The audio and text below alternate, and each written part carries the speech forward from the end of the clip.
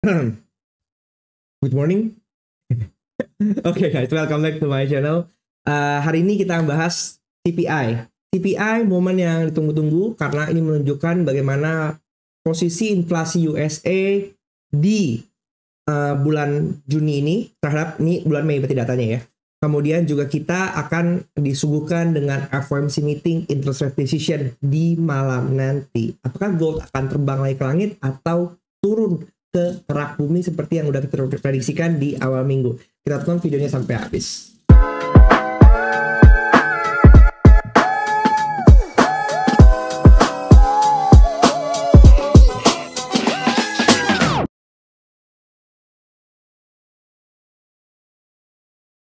Oke, jadi hari ini akan jadi momen yang menarik ya. Menurut gua pergerakannya bisa besar, banyak surprise karena setelah pergerakan di hari Jumat kemarin yang itu drop hampir 1000 pip, enggak hampir sih, memang 1000 pip sih.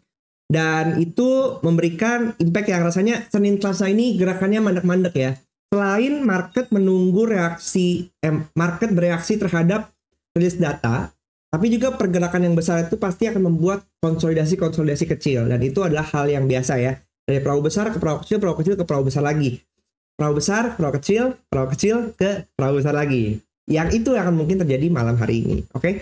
Kalau kita perhatiin di hari Senin ya. Hari Senin itu pergerakan relatively slow, tapi nggak slow banget sebenarnya. Kalau diukur ditarik, itu tuh lumayan 250 pip loh pergerakannya ya. Pergerakan dari sini ke sini itu sekitar 250-an pip. Ya, kemudian untuk hari kemarin pun juga dapat sekitar 220 pip gitu. Jadi sebenarnya pergerakan yang kecil, tapi kalau dibandingkan dengan apa yang terjadi di sini, ya iya pasti jauh kecil banget gitu. Karena ini cuma 20% aja pergerakan dari hari Jumat. Tapi overall kita masih melihat bahwa posisi struktur yang ada di sini ya, ini kan udah di break ya, berarti kan. Berarti kita akan lihat ada struktur bearish saat ini gitu, oke. Walaupun kita belum lihat tanda-tanda ini masih sebatas kenaikan dari sini, naik, coba untuk dia pullback lagi, oke. Mungkin yang akan terjadi mungkin sampai atas, ya kan. Baru kemudian dia mungkin turun ke bawah gitu. Ada yang berpikir bahwa ini adalah bentuk rising wedge, misalnya kayak gini. Rising wedge valid nggak? Bisa, tidak salah. Kemudian ada yang mungkin berpikir ini kayak flag.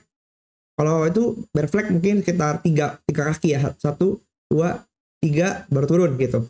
Nah mungkin dengan posisi sekarang kita melihat bahwa weekly yang merupakan hukum jikanya down, oke, artinya apa? Kita punya ekspektasi untuk minggu ini kita break LB weekly-nya, yaitu ada 2287.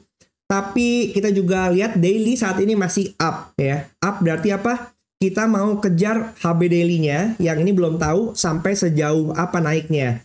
Kalau kita ngelihat dari struktur di H1, ini gue suka pakai struktur H1 karena kalau H4 suka bias ya, karena mungkin setiap broker berbeda-beda jam buka marketnya, sehingga candle-nya bisa berubah-ubah. Tapi kalau kita beracuan kepada H1, ini kita bisa ngelihat di sini struktur high valid-nya, kemudian ini struktur ini low valid-nya. Maka kalau kita mau tarik dari sini ke sini, oke, maka area ekstrim yang bisa kita dapat adalah sebenarnya di area, tunggu, ini gue gambar, di area di sini. Bisa kita lihat 2349, 2357 sampai 2366. Oke, ini adalah area ekstrimnya. Atau mungkin kalau misalnya mau lebih ekstrim lagi, kita bisa nunggu di area sini ada area kecil ini di sini yang bisa gue tandain 2373 sampai 2376. Kalau kita cari confluence lain ya, di H1 ini kebentuk struktur CB1 buy ya. Ini kan bentuknya gini. Ini ada drop, base, drop. Kemudian dia tarik retest ke sini. Oke. Kemudian di sini ada drop lagi, drop, base, drop. Kemudian di sini kan belum ada break dari base-nya ya. Dia masih kepantul di area base-nya. Di sini drop base drop yang ini, kemudian dia break di sini. Oke. Maka di sini menjadi area CB1 buy. Ya, oke. Maka ini jadi alasan kenapa kemarin bisa naik ke atas ya kan, setelah base ini di atas 1, 2, yang ketiga kali dia jebol ke atas. Tapi nggak lama dia turun lagi ke bawah. Kemudian dari sini bisa menjadi area entry kita di sini, area entry di area CB1 ini dapatkan 1 2 3, dapat entry sampai 2305. Kemudian dia lagi mau retest lagi. Di sini kita ngeliat lagi ada drop, base drop. Setelah drop base drop, kemudian ini dibahas lagi. Ini jadi area CB1 lagi, ya kan? Jadi ada CB1 di bawah CB1 yang bisa membantu mengkonfirmasi kenaikan kita ke atas. Maka kalau kita ngelihat dari CB1 ini, kita bisa tarik Fibonacci lagi. Fibonacci lagi di sini, kita tarik 1618-nya. Kemudian 2618, 4236. Maka untuk struktur yang kecil ini, kita bisa memantau area 2321, 2330, 2344. Tapi untuk struktur yang besar, lihat 1618 ini terkonfirmasi 2330, kemudian next ada 2350, sampai paling tinggi dia ada 2383. Apakah sampai di sini? Karena ini adalah strukturnya struktur reversal ya, bukan following the trend. Trennya ini kan lagi bearish. Maka kenaikan ini adalah bentuk koreksi gitu. Maka saya nggak mau target yang muluk-muluk gitu. Mungkin kalau kita bisa lihat 2330 dulu sampai 2350. Reaksinya seperti apa? Dari situ baru kita bisa tentukan kira-kira nanti marketnya mau kayak gimana. Plus kita bisa pantau nih area base di sini juga. Ini juga area drop base drop. Drop base drop dengan momentum yang kencang. Maka area 2330 ini bisa menjadi area pantau kita yang pertama untuk malam hari ini. Jadi terlepas dari apa beritanya, kita nggak perlu pusingin beritanya. Karena apa beritanya itu market bisa merespon lain. Misalnya kita tahu bahwa suku bunga masih akan ditahan, tapi kan kejelasan akan kapannya itu juga akan membuat gold volatile gitu. Di tengah masa yang mungkin tidak certain atau nggak pasti, maka gold akan naik gitu. Maka itu responnya bisa sangat bergantung. Kita coba lihat untuk price actionnya aja.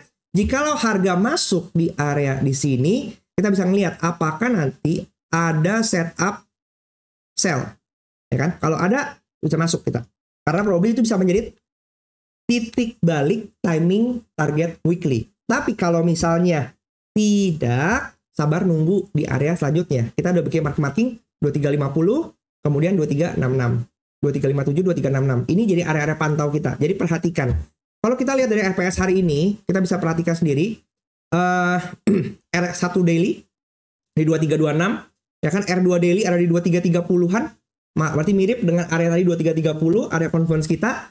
Lalu kemudian R3 daily-nya ada di 2348. Ya cocok juga ya. Dimana di sini ada R1 weekly juga di 2346. Jadi kalau misalnya tiba-tiba market dorong ke atas, kemudian pas lagi FOMC nanti dibanting, ya ini kan bisa aja dia nge-sweep ke atas, kemudian dibanting lagi ke bawah. Oke? Bukan tidak ada, tidak mungkin ya. Karena gold kemarin pun hari Jumat kita lihat ini 1000 pips dalam satu hari. Jadi bukan tidak ada yang tidak mungkin. Maka itu lebih baik kalian standby, hati-hati supaya tidak nyangkut kayak gitu. Even kalau kalian mau entry pun pastikan itu entry area yang oke, dan tentukan di mana kalian exit jika analisa kalian tidak sejalan. Oke, untuk malam ini gue juga coba untuk akan live YouTube. Probably nanti pas FOMC, kalau CPI sempat gue akan live di CPI, tapi kalau enggak akan ada di FOMC, detailnya nanti gue akan bagikan di Telegram. Dan kemudian untuk kalian yang mau ikutan nanti kita live bareng, kalian bisa buka ZFX. Di sini lagi ada promo sign up bonus $10, kemudian juga deposit bonus 100%. Itu kolaborasi khusus sama gue doang. Jadi bonus yang didapatkan itu bisa menambah margin kalian. Dan kalau misalnya kalian juga ragu-ragu, kalian bisa turunin risiko kalian dengan menggunakan akun Send. Semua detailnya ada di video description. Silahkan join dan klik for your information. Kalau kalian nggak pernah dengar ZFX, videonya udah gue bahas di video yang di sini. Tapi most of all, ZFX ini broker yang kredibel gitu. Di live kemarin pas NFP kita udah ngeliat bahwa begitu simpelnya dan juga begitu stabilnya brokernya di tengah NFP yang volatile, spreadnya nggak lebar kayak karet. Dan menurut gue itu salah satu consideration kenapa gue juga pakai ZFX. Ya nanti kita juga akan trading lagi pakai ZFX. Kalian bisa buka akun Send supaya santai, nyaman tradingnya, tapi juga bisa dapetin gregetnya. Oke? Buat kalian juga pengen belajar, kalian bisa mampir ke YouTube gua. Di sini ada member only videos ya, dimana kalian bisa klik join membershipnya di sini. Hanya 40.000 per bulan, kalian bisa pelajari tentang Choptah di sini ya, dengan pembahasan dan pemahaman yang gua pahami juga, sehingga kita bisa growing sama-sama menjadi trader yang independen, nggak harus bergantung dengan orang lain karena kita mampu menganalisa dan menentukan kapan kita harus entry, kapan kita harus exit. Oke, jangan lupa di subscribe dan share juga pandangan kalian untuk CPI malam hari ini akan seperti apa. Sampai jumpa di video selanjutnya. Bye-bye.